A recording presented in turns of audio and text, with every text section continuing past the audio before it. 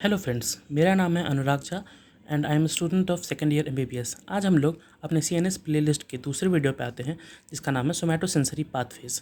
Somatosensory pathways को हम लोग असेंडिंग पाथवेज भी बोलते हैं क्योंकि ये जो सारे इन्फॉर्मेशन है वो नीचे से ऊपर की तरफ असेंड करके सेरेब्रल कॉर्टेक्स तक पहुंच जाता है। इसमें हम लोग दो मेन पाथवेज को देखेंगे। पहला डॉर्सल कॉलम पाथवे, जिसको हम लोग मीडियल लेमिनिस्कल सिस्टम भी बोलते हैं। ऐसा इसको क्यों बोलते हैं ये हम लोग आगे जानेंगे। दूसरा वेंट्रोलैटरल स्पाइनोथैलेमिक ट्रैक्ट, या इसको एंटेरोलैटरल स्पाइनोथैलेमिक ट्रैक्ट भी बोलते हैं क्योंकि आपको पता होगा कि वेंट्रल को एंटीरियर भी बोला जाता है। चलिए शुरू करते हैं डॉर्सल कॉलम पाथवे से। ये प्रिंसिपल पाथवे है मेनली तीन सेंसेशन को पहुंचाने के लिए सेरेब्रल कॉर्टेक्स तक। कौन कौन से तीन सेंसेशन? फाइन टच, एक दूसरा तरह का भी टच होता है जिसको हम लोग क्रूड टच बोलते हैं, वो हम लोग एंटीरियर लैटरल स्पाइनोथैलेमिक ट्रैक्ट में पढ़ेंगे कि वो पहुंचाता है सेरेब्रल कॉर्टेक्स तक। दूसरा हम लोग देखेंगे वाइब्रेटरी सेंस, और तीसरा प्रोप्रियोसेप्शन। प्रोप्रियोसेप्शन की बात मैंने पिछले वीडियो में कर रखी है। चलिए अब इस डायग्राम पे आते हैं। ये डायग्राम मैंने आपके ज्ञानोंग बुक से ली है। अब यहाँ देख सकते हैं कि मैंने यहाँ पे फुट बनाया है, यहाँ आर्म बनाया है। फुट पे टच रिसेप्टर और आर्म पे जॉइंट स्ट्रेच रिसेप्टर, ये दोनों रिसेप्टर से इन्फॉर्मेशन कैरिंग करते हैं फाइबर्स, और स्पाइनल कॉर्ड के डॉर्सल पार्ट पे चले जाते हैं। डॉर्सल पार्ट पे जाने के बाद यहाँ फाइनल ये ऊपर असेंड करते हैं। असेंड करते करते एक लेवल आता है मेडुला ऑब्लोंगेटा का। मेडुला ऑब्लोंगेटा में दो न्यूक्लियाई प्रेजेंट रहते हैं। एक का नाम रहता है ग्रेसिलस न्यूक्लियस, एक का नाम होता है क्यूनिएट न्यूक्लियस। तो हम लोग याद कैसे करें कि ग्रेसिलस न्यूक्लियस में कौन से फाइबर्स आते हैं और क्यूनिएट न्यूक्लियस में कौन से फाइबर्स आते हैं। अगर आप डॉक्टर नजीब के लेक्चर्स को सुनते होंगे तो उन्होंने एक ट्रिक बताया है कि ग्रेसियस फुट या ग्रेसियस लेग से हम लोग याद कर सकते हैं कि जो भी हमारे फाइबर्स नीचे से आते हैं, यानी फुट से आते हैं, लेग से आते हैं, वो हमारे जा कर के सिनैप्स करेंगे ग्रेसिलस न्यूक्लियस पे, और जो अपर लिम्ब से आते हैं मेनली वो क्यूनिएट न्यूक्लियस पे जाके सिनैप्स करेंगे। फिर यहाँ पे ये लोग क्रॉस कर जाते हैं कॉन्ट्रालैटरली मतलब होता है टू द अपोजिट साइड। जब ये अपोजिट साइड जाते हैं फिर उसके बाद ही ऊपर में दोनों फाइबर्स असेंड करते हैं एक साथ मिल करके। ये बंडल ऑफ फाइबर्स जो कि सेकेंड ऑर्डर न्यूरॉन्स के एक्सॉन हैं, जो मिडला ऑब्लोंगेटा से थैलेमस तक जाते हैं ऊपर की तरफ, इनको हम लोग कहते हैं मीडियल लेमिनिस्कल ट्रैक्ट। और इसीलिए हमने देखा था कि डॉर्सल कॉलम पाथवे को हम लोग मीडियल लेमिनिस्कल सिस्टम भी बोलते हैं। यहाँ पे ये थैलेमस के वेंट्रो पोस्टीरियर लैटरल न्यूक्लियस, वहाँ पे जाके ये लोग सिनैप्स करते हैं और यहाँ से इसका थर्ड ऑर्डर न्यूरॉन निकलता है जो कि जाकर के फाइनली सेंसरी कॉर्टेक्स में सेंसेशन तक पहुँचाता है। ठीक है, ये हमारा हो गया डॉर्सल कॉलम पाथवे। यही फिगर है ascending tracts carrying sensory information from peripheral receptors to the cerebral cortex. यहीं पे कुछ पॉइंट्स मैंने आपके बुक से लिए हैं, चलिए इन्हें भी पढ़ते हैं एक बार। Fibers mediating the sensation ascend ipsilaterally in the dorsal columns of the spinal cord to the medulla। पहले हम लोग देखा जब भी फाइबर्स आ रहे हैं इप्सिलेटरली मतलब सेम साइड, एक ही तरफ से जा रहे थे। चलिए हम लोग डायग्राम में दोबारा देखते हैं।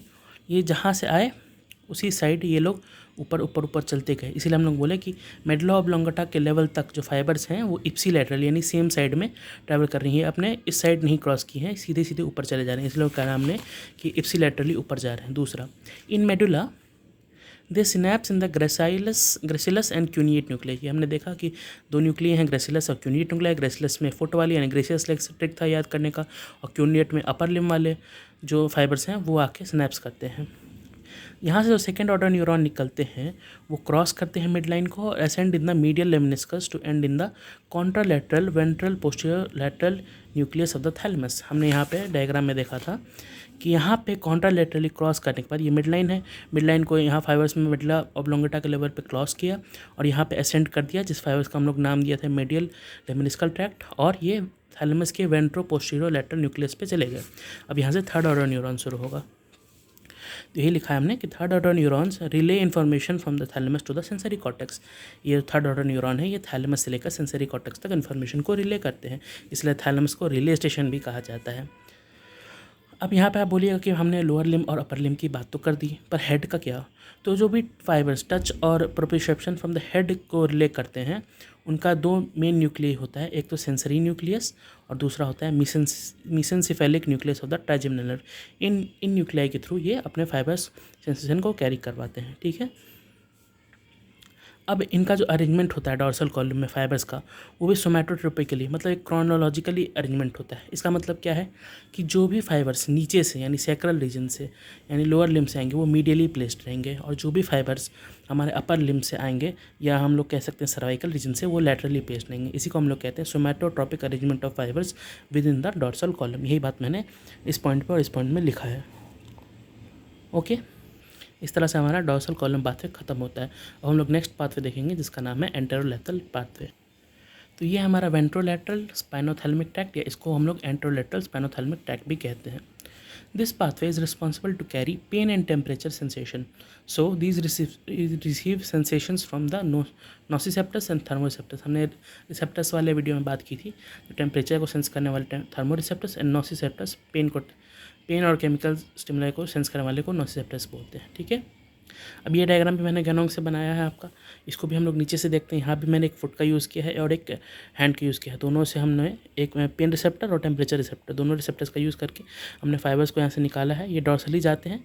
आपने गौर किया था कि डॉर्सल कॉलम पाथवे में हमारा ये जो फाइबर था ये सीधे ऊपर इप्सिलैटरली असेंड कर रहा था, यहाँ स्पाइनल कॉर्ड में एंट्री करते हुए, पर यहाँ उल्टा है। जैसे ही स्पाइनल कॉर्ड में डॉर्सली एंट्री करेगा तो यहाँ पे ये कॉन्ट्रालैटरली क्रॉस कर जाते हैं मिड लाइन को। यहाँ देखिए, ये भी मिड लाइन को क्रॉस कर रहा है, ये भी मिड लाइन को क्रॉस कर रहा है, और ये आके एंटीरियर पार्ट में आ गया।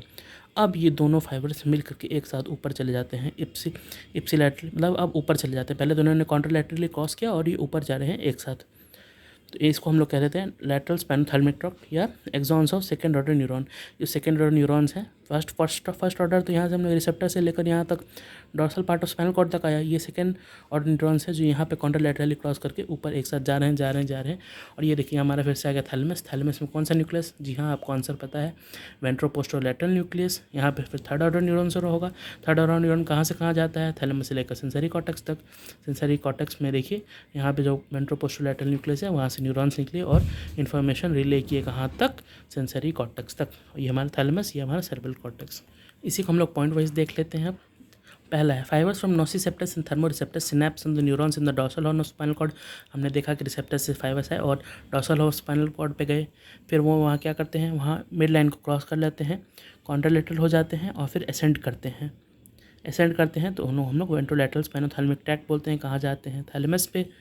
थैलेमस फिर कहाँ जाते हैं, कौन से न्यूक्लियस पे, वीपीएल पे। वीपीएल मतलब वेंट्रोपोस्टरोलैटरल। वहाँ से कहाँ जाते हैं, फिर ये सेरेब्रल कॉर्टेक्स तक जाते हैं। ठीक है, और कुछ फाइबर्स ऐसे होते हैं जो कि जो ऊपर जाते वक्त जब ये अट्रैक्ट असेंड करता रहता है, तो कुछ फाइबर्स हमारे रेटिकुलर फॉर्मेशन से भी, जो कि ब्रेन का रेटिकुलर फॉर्मेशन है जो हम लोग को जगाए रखने में मदद करता है, उससे भी कुछ फाइबर्स हमारे इस फाइबर्स में आके जुड़ जाते हैं। उनको हम लोग कहते हैं स्पाइनो रेटिकुलर फाइबर्स। और ये फिर वापस वहीं थैलेमस पे जाएंगे, थैलेमस से फिर सेंसरी कॉर्टेक्स तक जाएंगे। इसीलिए हम लोग एक बात ये भी कहते हैं कि जब हम लोग को पेन होता है तो हम लोग सो नहीं पाते हैं। इसका कारण ये है कि जब भी ये पाथवे एक्टिवेट होगा, यानी एंटेरोलैटरल पाथवे एक्टिवेट होगा, तो इसके साथ साथ जो ये स्पाइनो रेटिकुलर पाथवे है, मतलब जो सेंसेशन रेटिकुलर सिस्टम को भी ये देते रहते हैं अपने साथ साथ। और रेटिकुलर सिस्टम का काम क्या है, ये हम लोग को जगाए रखते हैं। तो जब भी सेंसेशन यहाँ से पास करेगा ये रेटिकुलर सिस्टम पे भी जाएगा, रेटिकुलर सिस्टम एक्टिवेट होगा तो हम लोग अवेक रहेंगे। इसीलिए हम लोग कहते हैं कि जब हम लोग को दर्द होता है तब हम लोग सो नहीं पाते हैं। चलिए अब इन दोनों पाथवेज के बीच का हम लोग डिफरेंस देख लेते हैं। तो डॉर्सल कॉलम पाथवे है, ये इसमें मोर माइलिनेटेड फाइबर्स होते हैं। आपको पता है माइलिनेशन का क्या फ़ायदा होता है, इससे फास्ट कंडक्शन होता है। चलिए दूसरा पॉइंट भी हमने ये देख लिया। तो इसमें फास्ट होगा तो इसमें क्या होगा, स्लो कंडक्शन होगा। इसमें मोर अनमाइलिनेटेड फाइबर्स, इसमें स्लो कंडक्शन होगा। हमने ये देख लिया कि सेंसेशन कौन कौन से कंडक्ट करते हैं। फाइन टच हमने कहा था, ठीक है। अब फाइन टच, तो क्रूड टच कहाँ आएगा, क्रूड टच यहाँ आ जाएगा। प्रोप्रियोसेप्शन, एक टर्म आ गया यहाँ पे स्टेरोग्नोसिस। स्टेरोग्नोसिस मतलब क्या होता है, अगर आपका आंख बंद कर दिया जाए और आपके हाथों में कुछ भी चीज़ पकड़ा दिया जाए, जैसे कि कोई चाबी का रिंग या रिमोट, तो आप सिंपली उसके टेक्सचर को फील करके आंख बंद होते हुए भी बता सकते हैं कि ये चीज़ क्या है on the basis of previous experience. इसी प्रॉपर्टी को हम लोग कहते हैं स्टेरोग्नोसिस। तो ये किसका प्रॉपर्टी है, ये डॉर्सल कॉलम पाथवे का ही प्रॉपर्टी है। और दूसरा हमने क्या देखा था कि इप्सिलैटरली मूव कर रहा था, ऊपर ऊपर जा रहा था, जब तक ये मिडल ऑब्लोंगेटा के लेवल तक नहीं गया था। फिर उसने कॉन्ट्रालैटरली मिड लाइन को क्रॉस किया और फिर असेंड किया था थैलेमस तक। लेकिन यहाँ क्या है कि पहले आते ही स्पाइनल कॉर्ड में डॉर्सली एंट्री करेगा, सेकंड ऑर्डर न्यूरॉन शुरू करते ही ये पहले कॉन्ट्रालैटरली मिड लाइन को क्रॉस करके फिर ऊपर असेंड करता है। तो ये दोनों बीच के डिफरेंस है पाथवेज का। चलिए हम अपने नेक्स्ट टॉपिक पर बात करते हैं जिसका नाम है ब्राउन सीक्वेट सिंड्रोम। ये सिंड्रोम आपके शॉर्ट नोट्स में, यूनिवर्सिटी में, सेमेस्टर में, मंथली टेस्ट में कभी भी आ सकता है। ये बहुत इंपॉर्टेंट क्वेश्चन है, इसको ध्यान से देखिएगा।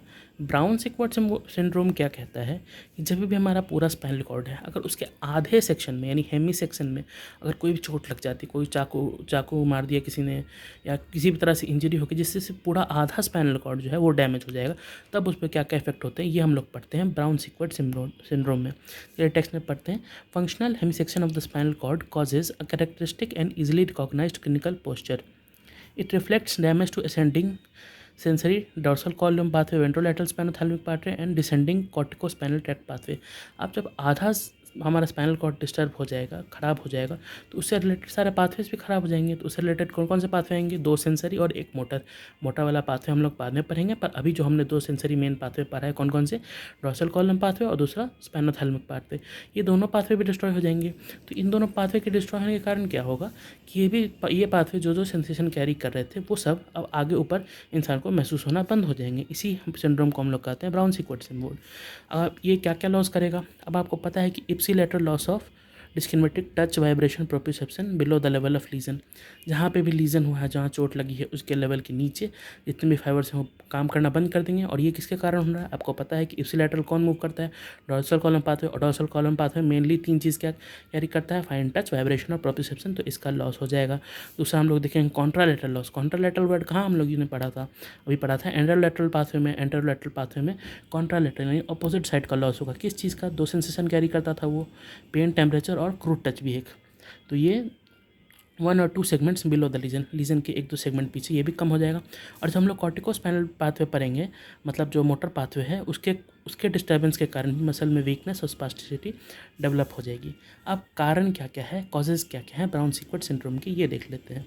तो बुक में हमारे ये 4 कारण दिया हुआ है। स्पाइनल कॉर्ड ट्यूमर हो सकता है, ट्रॉमा हो सकता है, डीजेनरेटिव डिजीज़ हो सकता है या इश्कीमिया हो सकता है। ठीक है। और ट्रीटमेंट, हालांकि ये फार्माकोलॉजी का पार्ट है पर थोड़ा सा दिया हुआ था बुक में, तो मैंने यहाँ पे नोट करके लिख दिया कि etiology and time since onset, इस पे बेस्ड हम लोग इसका ट्रीटमेंट करें। इटियोलॉजी क्या होता है? कॉज, कारण, किस कारण से ये बीमारी हुआ था उसका ट्रीटमेंट करेंगे। या कभी कभी देखा गया है कि कॉर्टिकोस्टेरॉइड्स ग्रुप ऑफ ड्रग्स हैं, उनका हाई डोजेस देने से भी काम में आता है। खैर, ये आपका शॉर्ट नोट्स में आ सकता है 5 नंबर वाले क्वेश्चन में। तो आप इसका एक डायग्राम भी ज़रूर बताएंगे जहाँ पे एक स्पाइनल कॉर्ड बना करके आप सारे पाथवेज को पहले दिखाएंगे और हाफ स्पाइनल कॉर्ड को क्रॉस करके बताएंगे कि ये डिस्टर्ब हुआ है। उसके बाद ये पॉइंट लिखेंगे कि ये कौन कौन से फंक्शन डिस्टर्ब हुए हैं और किसका कारण क्या है। एक नेक्स्ट सिंड्रोम आता है थैलेमिक पेन सिंड्रोम। हमने पढ़ा कि थैलेमस में वेंट्रोपोस्टल न्यूक्लियस होता है। अगर उसका कोई प्रॉब्लम हो जाए तो उसमें भी लॉस सेंसेशन हो सकता है, जिससे chronic pain on the side होता है। इसी को हम लोग कहते हैं इन्फेक्शन हो सकता है। इसी को हम लोग कहते हैं थैलेमिक पेन सिंड्रोम। चलिए हमारा ब्रेन देखते हैं। अब आप ब्रेन को पढ़िएगा बाद में तो आपको पता चलेगा कि 2 चीज़ें होती हैं, एक सल्काई, एक गायराई। तो जो सल्काई होती हैं वो मेन सल्कस होता है हमारे ब्रेन में, उसको हम लोग कहते हैं सेंट्रल सल्कस। सेंट्रल सल्कस के आगे वाले पार्ट को कहते हैं हम लोग प्री सेंट्रल सल्कस और पीछे वाले पार्ट को कहते हैं पोस्ट सेंट्रल सल्कस। जो प्री सेंट्रल सल्कस होता है वो हमारा फ्रंटल लोब में होता है। और फ्रंटल लोब यानी ये जो पूरा एरिया होता है वो मोटर एरिया होता है। यही मैंने लिखा है प्री सेंट्रल यानी फ्रंटल कॉर्टेक्स यानी मोटर कॉर्टेक्स इसको बोलते हैं। जबकि जो पोस्ट सेंट्रल है, पोस्ट सेंट्रल मतलब इसके पीछे, तो वो पैराइटल कॉर्टेक्स में लाइक करता है और वो सेंसरी कॉर्टेक्स होता है। ब्रॉडमैन नाम के साइंटिस्ट ने इसमें एरिया भी डिवाइड किया है, एरिया 312। इतना पार्ट मैंने बता दिया। अब आते हैं हम लोग सेंसरी होम्यूनक्यूलस। ऐसा होता है कि हमारे का बॉडी का जितना भी पार्ट है उसका रिप्रेजेंटेशन हमारे सेंसरी कॉर्टेक्स में होता है। मतलब कि अगर कोई भी फीलिंग हमारे हाथ के फिंगर से जुड़ी हुई हो या फुट से जुड़ी हुई हो तो उसका फीलिंग इस ब्रेन के किस एरिया में सेंसेशन हम लोग को फील होगा, इसका एक होम्यूनक्यूलेशन, एक डायग्राम होता है।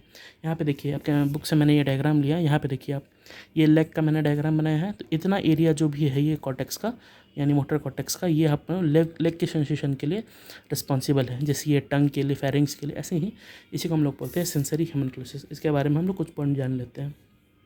जैसे इसको पेनफील्ड नाम के न्यूरोलॉजिस्ट ने पहले बार कॉइन किया था। ये पैराइटल कॉर्टेक्स में होगा, मतलब सेंसरी कॉर्टेक्स में के पीछे वाले पार्ट में। ठीक है। अब इसका अरेंजमेंट होता है ऊपर से नीचे तक और मीडियल से लैटरल तक। तो ऊपर से नीचे आप देख रहे हैं क्या, ऊपर सबसे ऊपर क्या है? लेग। तो हमने यही लिखा है, टॉप में लेग्स लिखा है। बॉटम में फेस। अब ये देखिए टंग, फेरिंग्स, ये सब किस में आएगा? फेस में आएगा।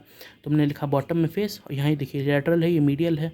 तो मीडियल में क्या आएगा? फिर मीडियल में लेग आएगा और मोस्ट लैटरल में फेस आएगा। इसी को, इसका रिप्रेजेंटेशन क्या है कि इसका रिप्रेजेंटेशन कैसे करते हैं कि हमारे बॉडी में सबसे ज़्यादा यूज़ किस चीज़ का होता है। जैसे हमारे बॉडी में सबसे ज़्यादा हमारे लिप्स और थंब का यूज़ होता है। हम लोग कभी बोल रहे हैं तो हमारे लिप्स का यूज़ हो रहा है, कुछ लिखते हैं हमारे थंब का यूज़ होता है। तो मैक्सिमम रिप्रेजेंटेशन इन दोनों पार्ट्स का होता है और मिनिमम रिप्रेजेंटेशन ट्रंक और हिप का, क्योंकि इसका बहुत कम यूज़ होता है। और विसरल रिप्रेजेंटेशन नहीं होता, मतलब जितने भी विशरा है हमारे, हार्ट, किडनी, लंग्स, इनका रिप्रेजेंटेशन हमारे सेंसरी कॉर्टेक्स में नहीं होता है। एक फाइनल चीज़ मैं आपको बता देता हूँ, लॉ ऑफ प्रोजेक्शन। मतलब सेंसरी कॉर्टेक्स को पता रहता है कि जो उसका रिसेप्टर है वो किस ऑर्गन में प्रेजेंट है। जैसे सेंसरी कॉर्टेक्स को मेरे थंब के बारे में पता है कि मेरा रिसेप्टर जो है थंब में प्रेजेंट है। अब मेरा मान लो कि थंब किसी कारणवश कट गया, अलग हो गया मेरे बॉडी से, फिर भी मुझे फील होगा पेन अपने थंब में, क्योंकि मेरा सेंसरी कॉर्टेक्स बीच वाले पाथवेज को नहीं जानता। मेरा सेंसरी कॉर्टेक्स सिर्फ जानता है कि मेरा रिसेप्टर तो थंब में था, तो मुझे पेन भी थंब में ही होगा। इसलिए हम लोग इसको कहते हैं फैंटम लिंब इन एम्पुटेटेड लिम्स। मतलब लिम्स तो कट गया पर आपको एम्पुटेटेड लिम्स वाले पेशेंट बोलेंगे कि मुझे अभी भी पैर में दर्द हो रहा है, क्योंकि आपका रिसेप्टर सेंसरी कॉर्टेक्स में लिम्ब के बारे में है और कोई चीज़ के बारे में नहीं है। इसके साथ हमारा आज का ये चैप्टर खत्म होता है। नेक्स्ट वीडियो मैं जल्दी ही लाने की कोशिश करूँगा। अगर आपको मेरा वीडियो पसंद आता है तो please do like, share and subscribe to your friends and all the medicos, और प्लीज़ को जल्दी से जल्दी शेयर करते रहिए। Thank you very much.